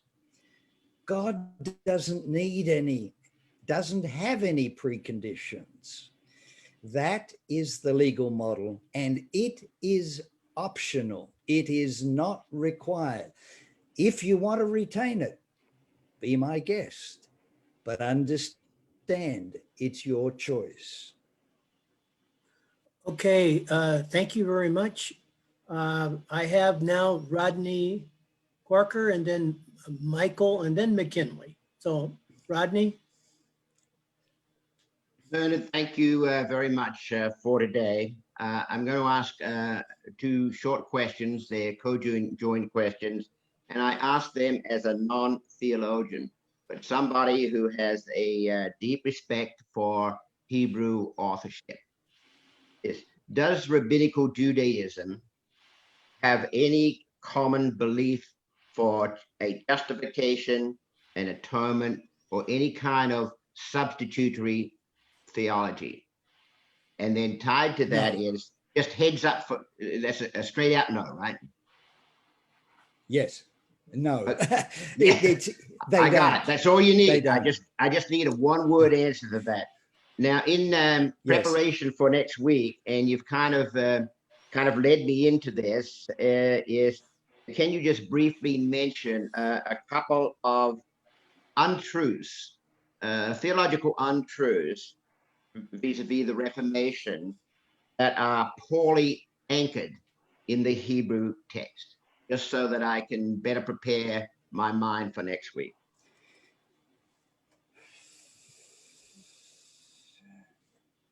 I don't know that well, I do know that I can't just at the moment.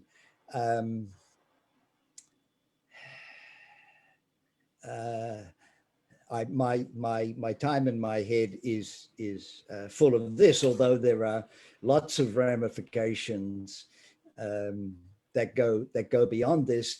And I would urge your looking at reading the papers, beginning with the third one, and you will find a lot of the background there that we have spoken about, and you'll probably find it easier to see it written and have it stay on the page, as it were, on the screen. And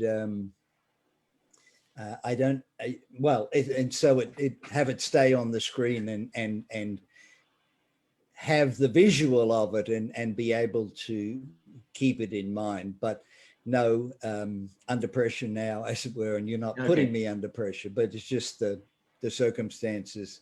And I will think about that during the week as well. All right. Thank you. Thank you very much. Okay, at this time, we'll go to Michael Racine and then McKinley.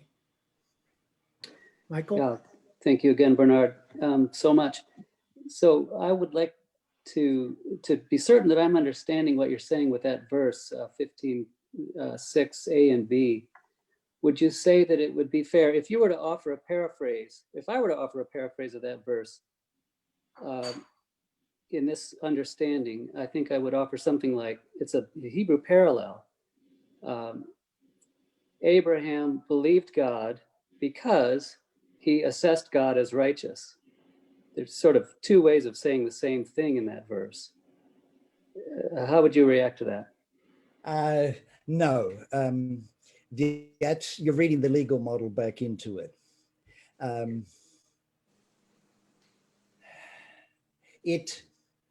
How about this?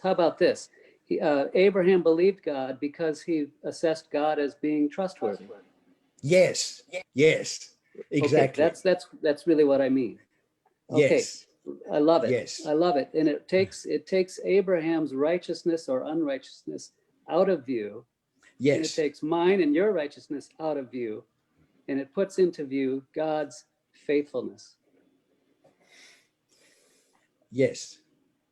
And just a note to you, you had mentioned in an earlier session about the impact of Latin and Greek and so on. One of the papers is about that, and I don't know whether it arose out of the San Diego conference, San Diego forum that you referenced before. And so now you have access to written material on that. Wonderful.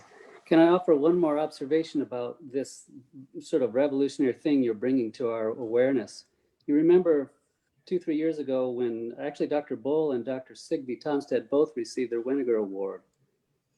In that evening, Dr. Tonstad's address brought to our attention a parallel thing where we've always read Paul in Romans 1:17, as Paul was saying, the righteous will live by their faithfulness. And Sigby was suggesting, of course, Paul is quoting Habakkuk 2:4 there, and Sigby was suggesting, in fact, Habakkuk 2:4 must be read, the righteous will live by my faithfulness, the Lord is saying. And so Paul, by parallel in Romans 1:17, is not bringing my faithfulness or your faithfulness into view. He's bringing the Lord God's faithfulness into view. And of course, you know of my relation to Sigver, and we have discussed this at length.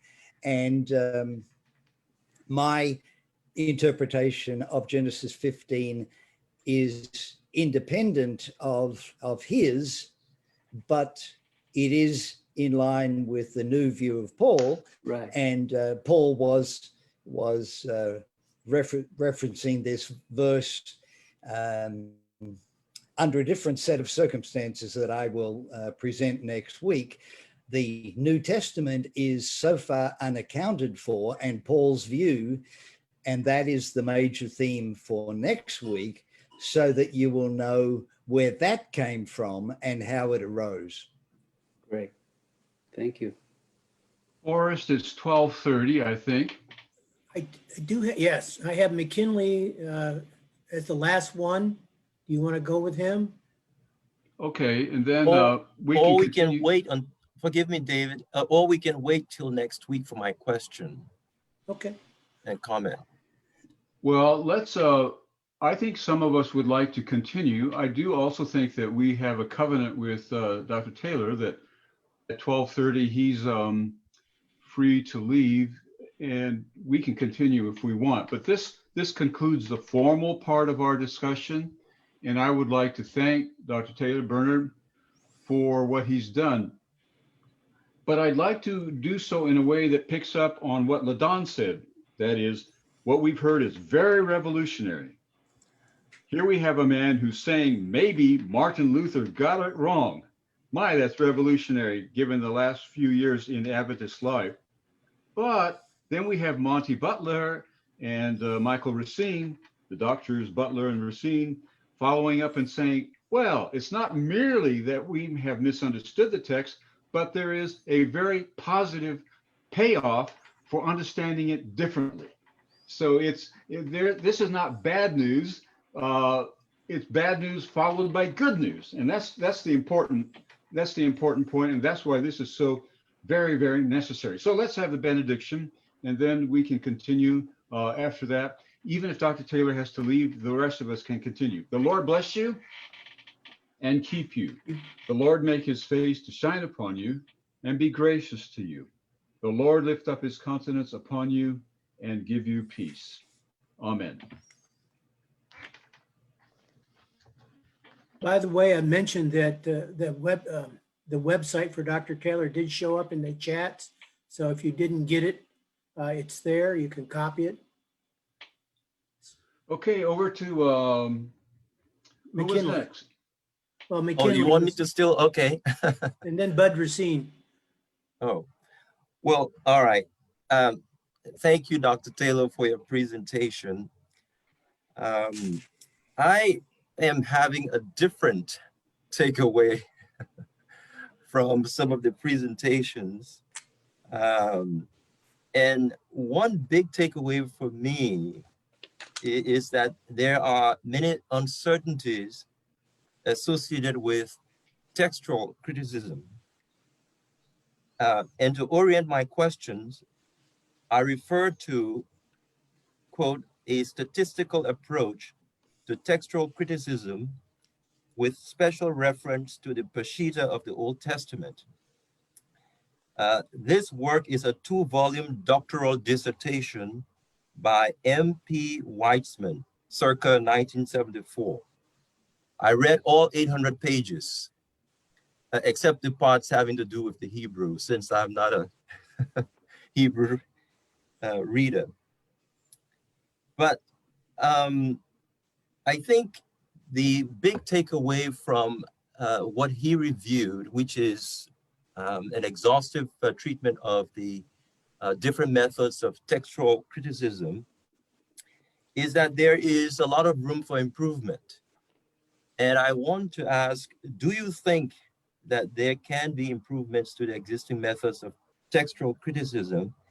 If so, what might some example improvement areas be? And there's a follow-on that I can add or wait until next week to ask, because it relates to something that, is it Tushi? Is it Robert? I'm sorry, George Taiki asked. Go ahead. No, I'd like you to, if you can, please ask, try to answer the first two questions, which is, do you think that there can be improvements to the existing methods of textual criticism? If so, what might some example improvement areas be? Yeah. Oh, so sorry, I thought you were going to go on what George Tishy had said. First off, Bart Eamon came with a wagon load of baggage. He had grown up with a fundamentalist understanding of scripture, that inerrancy and all of that. And he confronted a text that has not been kept from, are they errors? I don't think so. It's the natural process of copying. And as I have mentioned, the Bible simply isn't that way. Let me create for you a Far Side cartoon. There is a room, a large room, which is empty except for a checkout counter at the door and a shelf higher than anyone can reach.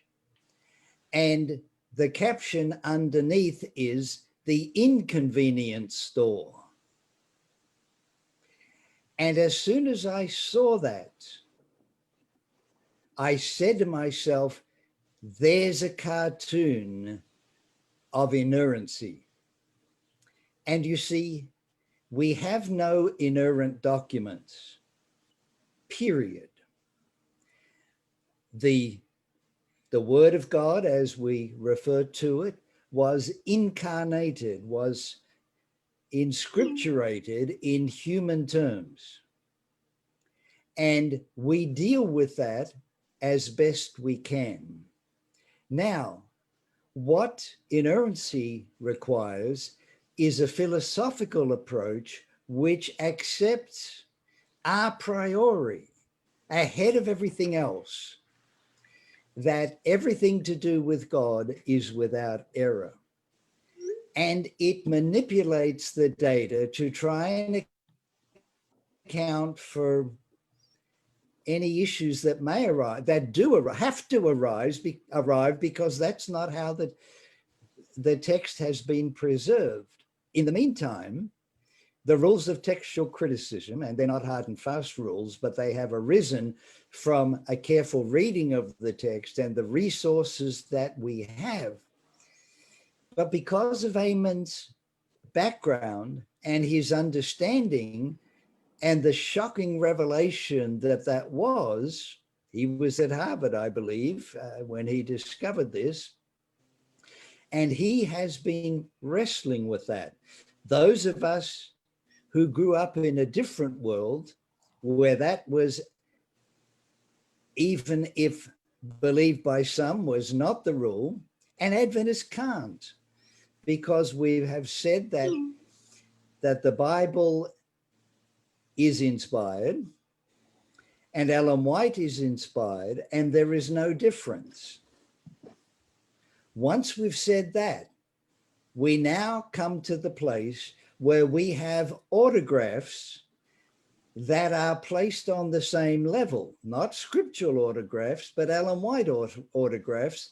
And if you ever saw Ron Graybill lay out the process that took place between the handwritten manuscripts of Ellen White with virtually no punctuation, she was writing too fast. That's what her assistants were for. And the way it was edited and then sent around and came back, and it went through the process, and finally it was published in a book. That, we have said, is on a par with scripture, and those of us who study it closely, a lot of my training is in textual criticism, but there is this recognition that the way that it came down and the Peshitta is well down in the line. In the Old Testament was created in New Testament times. Paul of Tella had a key hand in that. And he was the name I was trying to think of. I believe Paul Teller was the one who translated the 4 Gospels as opposed to the Diatessaron, as Peter mentioned. But so, yeah, he has bridged as best he can. And I haven't read all of the volume that you have, and I commend you for reading it. But I came to respect the thought that went into the work of the scholars, very detailed work, and a lot of time and angst spent on just a word or a form of a word and so on, that we have done the best of that we can. And if God had intended better, he would have done better. The Holy Spirit would have waited until the invention of the printing press, then every copy could be exactly the same, but he didn't. And it went through transmission and local copying, made distinct manuscripts, Jerusalem, well, not Jerusalem, but Caesarea with Origen and Rome and Athens and so on. Alexandria, of course, for the Septuagint. These were local places where texts were copied and changes were introduced. We have the ability to compare them. Archaeologists have found papyri in Egypt where it's dry enough to preserve them. And we have very early manuscripts, and we can see the underlying text and how it changed in copying and geographical areas. So no, the short answer is I am happy with, and I am an acceptor of the methods that we use. If we could do better, we would. Every now and then something comes along like the Dead Sea Scrolls, and we look and consider, and we continue to refine the process. That's the form we have. We are human, we are finite. The text is finite and human in terms of the ones who expressed it and how it was preserved. It's had a rough history.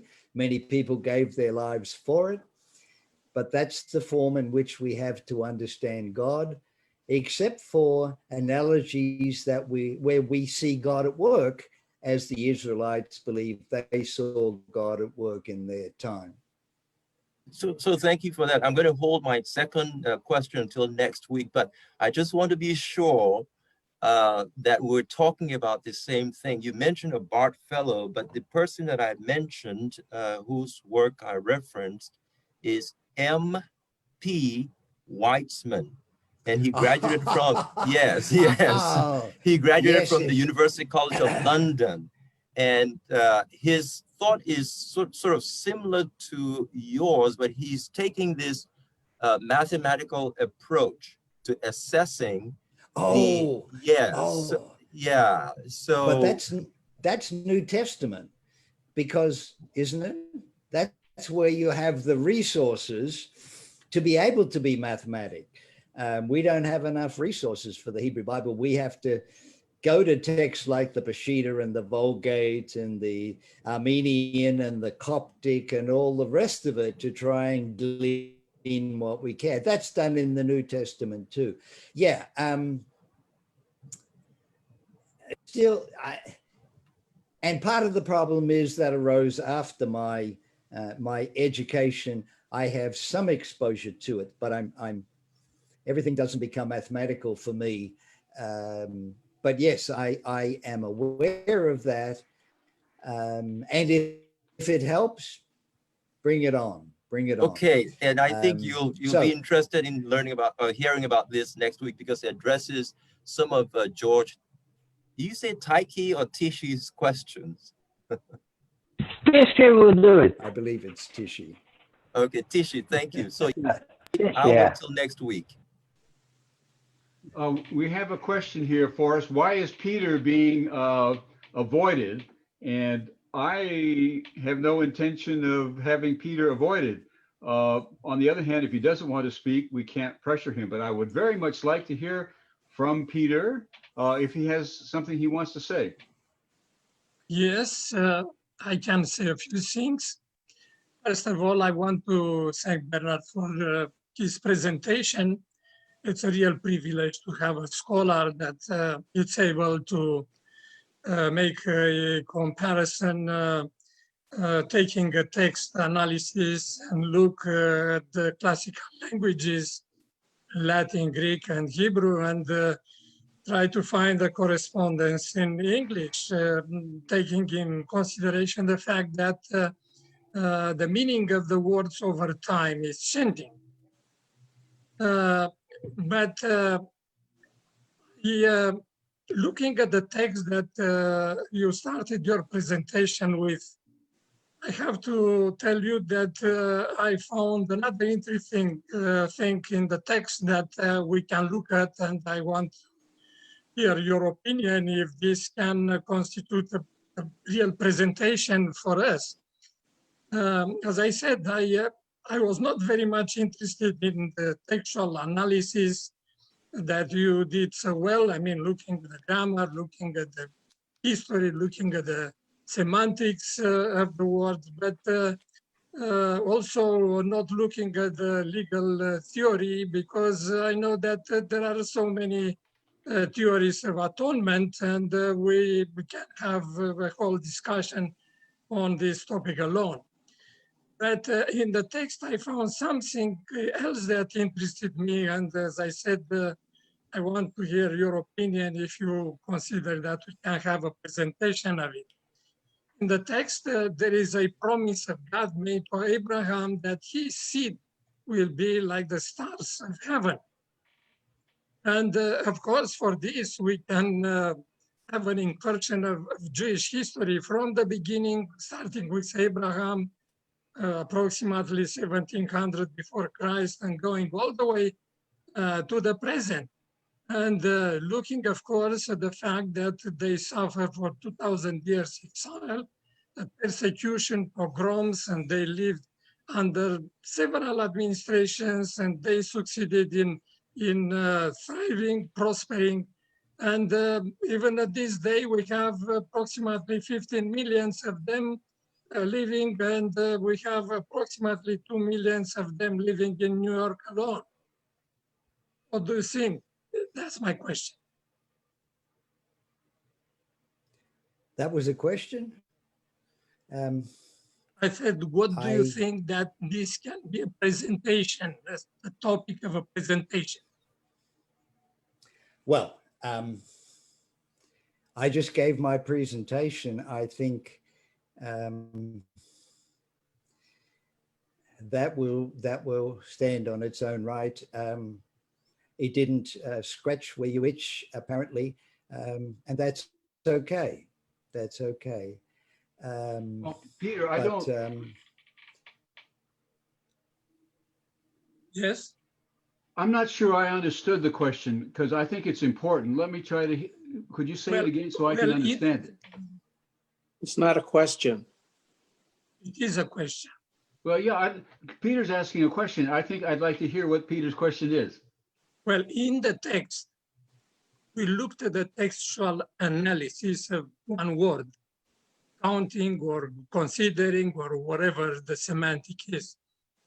But I found in the text another thing that is very interesting, at least to me, and that is God's promise to Abraham that his seed will be like the stars of heaven, which cannot be counted. My question was, can we have a whole presentation on this topic, on God's promise? Okay, so Peter's asking for us to put this topic on the agenda. Am I correct? Correct. Okay, yeah, sure. Well, let's do that, Peter. Let's do that. Thank you for making that request. Yeah, and I'm glad I know what you were saying. I wasn't quite sure. For sure, let's put that on the agenda.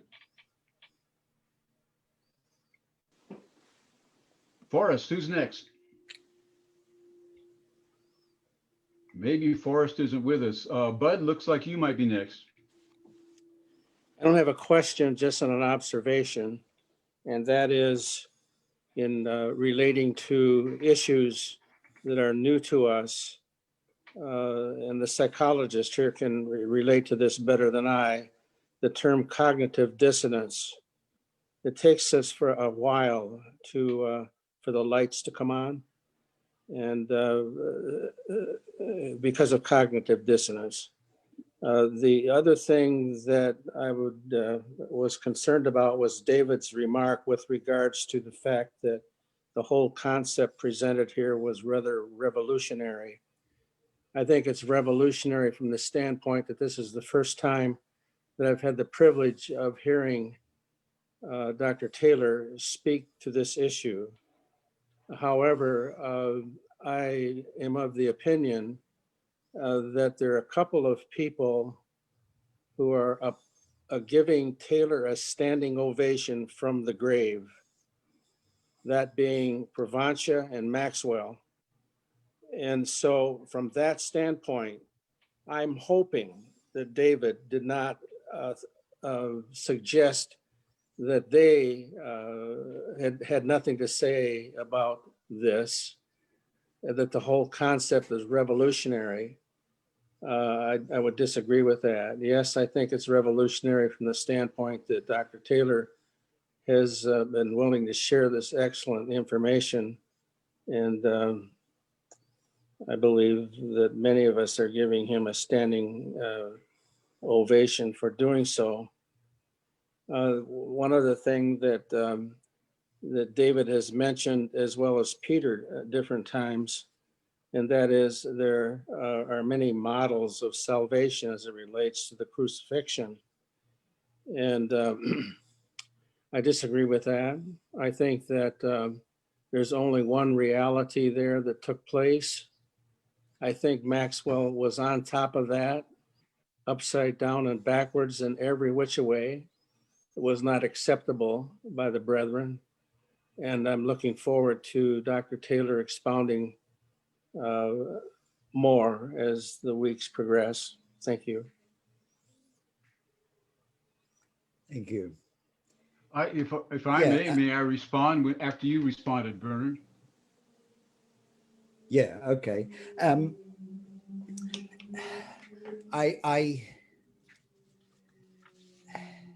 It's some of you are finding some of you, I fear, are sidestepping what I am saying, and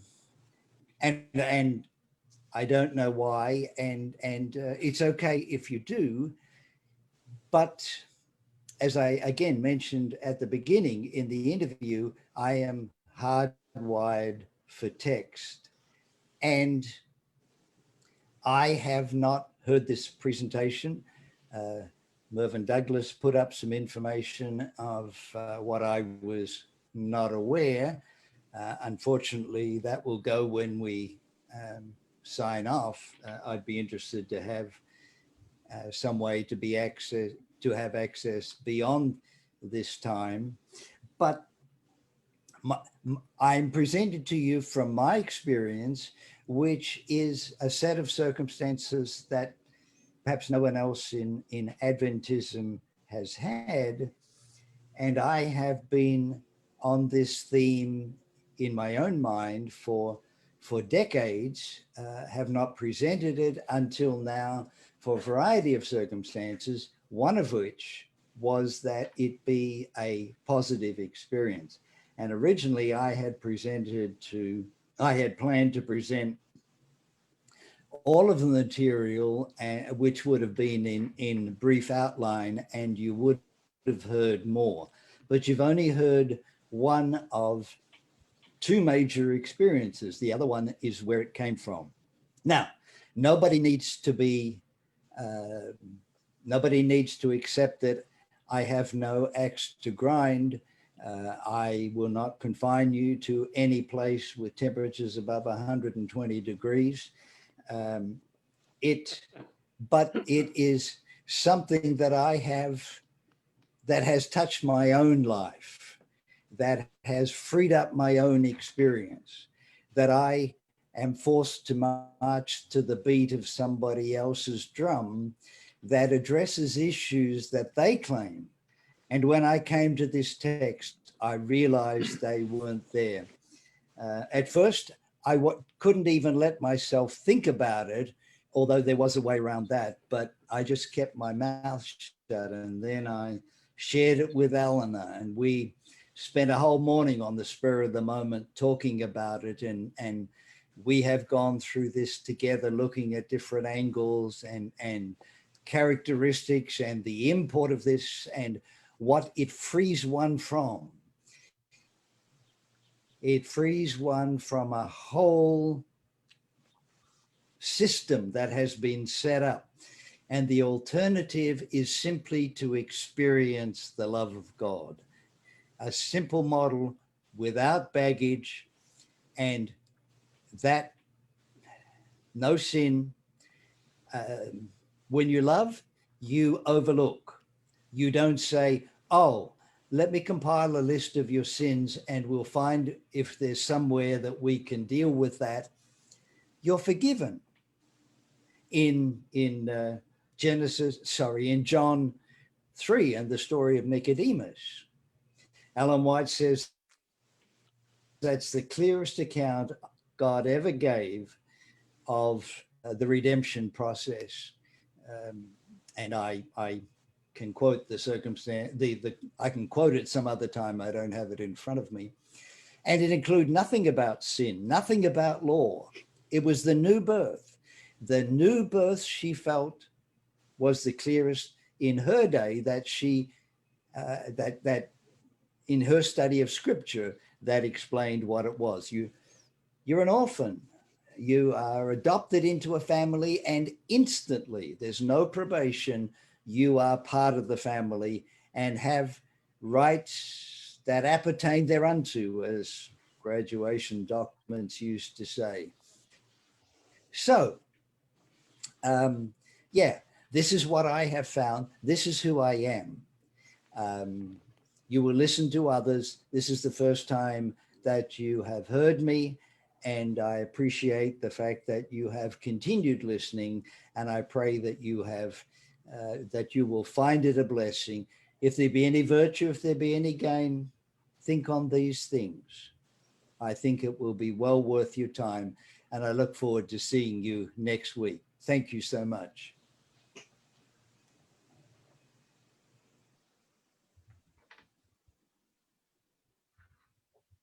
Well, that almost sounded like a farewell, didn't it? Maybe I can quickly respond to Bud by way of agreement, and then also indicate where I might see things differently. That is, I agree with Bud that this is revolutionary for many, but not so for many others. I would only remind us that Jack and Graham got into a lot of problems over their years because people thought that they were being revolutionary. So maybe Bernard is in the long and distinguished tradition of Loma Linda revolutionaries. So I want to agree with you on that one. I do think that Graham and I might differ on one thing, and that is I think he championed the healing model. I doubt that any one of us can doubt that he championed the healing model, and it had a kind of normative reach over all other models, whereas I would be more inclined to say we have a wide range of models, each of which contributes something, but also each of which limits it. We just heard about the adoption model. The adoption model is different from the healing model and also from the legal model. So I think in scripture, we also have the model of finding a treasure in a field. So we have lots of models. I do think the healing model is particularly powerful, and especially so in our context. But I think the Bible has a lot of different metaphors, and we should benefit from them all to the degree that we can. And let's be clear, the legal model blessed thousands of Adventists in our time. It freed them from a lack of assurance of salvation. Now, it's not, the legal model didn't help me that much, but it did help a lot of people, and we can accept that and then move on from that to other models as well. So I'm hesitant when we end a discussion like this, feeling like, well, things are not so settled, they're not so good. We are on a very positive path. Let's continue with joy and gladness. This is a very, very good experience, and we thank Bernard for it. And thank you, Bud, for giving me a chance to say that. Do you want to respond at all? Yeah, I would like to. Our founding fathers and mothers saw very clearly the counterfeitness of the idea of the transfer of the sacredness of Sabbath to Sunday. It was definitely counterfeit. And to my thinking, and David, you can bring me along, but to my thinking, the vast majority of models of salvation are counterfeit, because many of them do not highlight what Graham and Provenza used to say and what Ladon was saying earlier today. What does this say about God? And I would conclude by saying God is forgiveness personified. I think these models that we're talking about, where you suggest they have a lot to contribute to the whole concept of what happened at the cross, are nothing but counterfeit, because for the most part, they take away from the idea that God is forgiveness personified, period. That's the way I think about it. Well, let's conclude on that note. I think there's a lot of counterfeit stuff out there, and we need to be discerning to sort it out. And I'm on the same side as you, Bud, and Graham hired me. Remember that? Graham hired me. That was one of the best decisions he ever made. He said so. He said so. Hey, David, one personal thing. I still have your camera and your tripod. I will never use that, and I want to UPS them to you. Okay, you're going to burn in hell forever if you don't get them back to me. The Lord will forgive me. Okay. Okay. See you later, everybody. This has been fun. Thank you to Bernard. Yeah, Bernard. Happy Sabbath, David. Thank and you. Bronwyn. And thank you, Melvin, for the references. David, one Yes. other thing, the idea of having Peter come and give him the full hour or whatever it is to state his purposes and his beliefs is the way for it to happen. Because I think there's a lot of, and this is kind of personal, but I think there's some conversation amongst at least some of my peers that Peter needs time on his own to present his thinking. That's what I'm saying. Okay, let's, instead of just responding to people, Peter needs a chance to articulate in a fulsome way. And he's going to object right now, but let's cut him off, not let him object. Well, just quickly, let me say that I just submitted that for a presentation. I didn't offer myself. I just asked that we can have a presentation on this topic. No, I want you to do somebody else that can make that presentation. I want Peter. I want the Peter. I think so. We should hear Peter tell us what he really believes. I think that would be a fun session. And I'm seeing a lot of people say yes. So Peter, start thinking about that. We'll schedule you at the earliest mutual convenience. Okay? Okay. Thanks so much, everybody. I'm going to cut this off because we really need to go eat. Love you, David. Yeah. See you.